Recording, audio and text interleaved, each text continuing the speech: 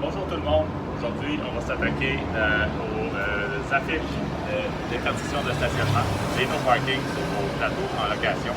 Alors, la première étape qu'on va faire, c'est que je vais vous montrer comment remplir les no parking. Donc, la première étape, c'est qu'on met des gants parce que c'est tout mouillé, souvent, un peu dégueulasse, donc on met des gants. Si vous avez deux no parking, en fait une série de no parking que vous voulez râper, je vais vous montrer la façon de les prendre pour ne pas blesser les gens. C'est important de ne pas blesser les gens qui sont autour de vous, donc les citoyens qui passent sur les trottoirs, et vous-même, au mollet. Il faut faire très attention. Parce que les bases de nos parkings, ça frappe, quand ça frappe, ça fait très mal. Alors, pour le prendre, on y va de côté, comme ça, et ainsi, on peut contrôler tout ce qu'on fait. On va donc en prendre un deuxième.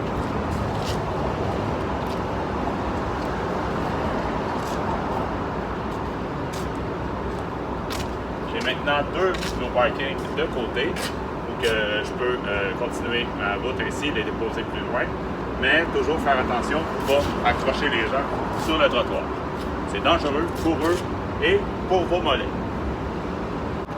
Si vous avez des camions sur votre location qui vont rester là jusqu'à la fin de la journée, donc ils ne bougeront plus, vous pouvez râper vos no parking d'avance. Vous voulez aller préparer le prochain endroit, il vous manque d'affiches de stationnement, vous partez avec des affiches que vous n'avez pas besoin, avisez votre fournisseur de no parking que vous les avez déplacés de coin de rue, puisque lorsqu'il voudra aller les chercher, il ne voudra pas qu'il en manque. Sinon, chargez-vous de les ramener à l'endroit original. Ici, on a un trottoir très large. Donc, au moment de râper nos affiches, on va pouvoir les mettre sur le côté et ça ne bloquera pas le chemin pour les gens.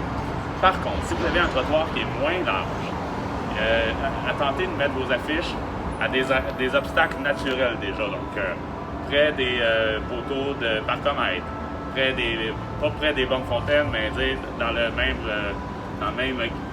la même section que la banque fontaine. Le principe est de ne pas trop bloquer le trottoir, de ne pas créer d'obstacles supplémentaires et laisser un passage dégagé pour les handicapés, etc.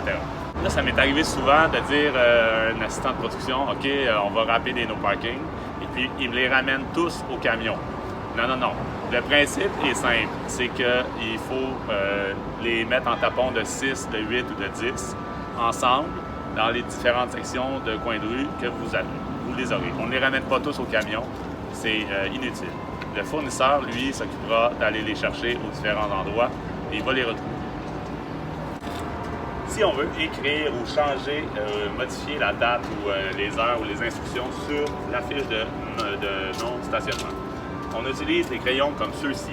Donc des crayons noirs, mais effaçables. Il faut vous assurer que c'est écrit, que le crayon est effaçable, parce que sinon, votre inscription va rester permanente. On ne veut pas ça.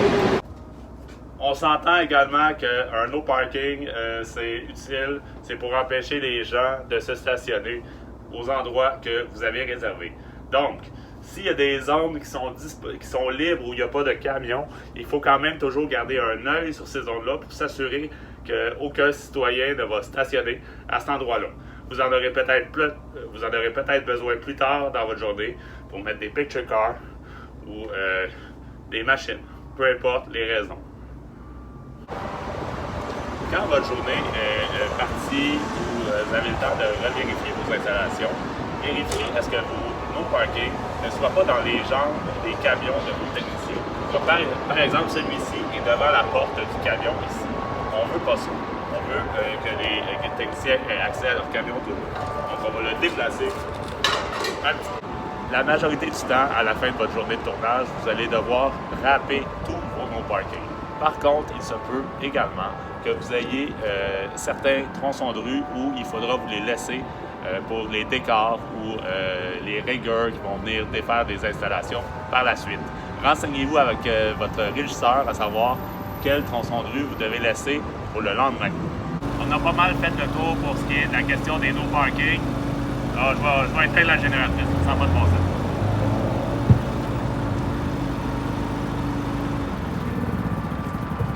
Bon, je disais donc Donc, on a pas mal fait le tour pour la question des no parking. Important aussi de bien coder vos camions sur les locations. Et moi, je vais profiter un peu du soleil sur ma tailgate en plein centre-ville. C'est tout de l'ombre. Mais bon.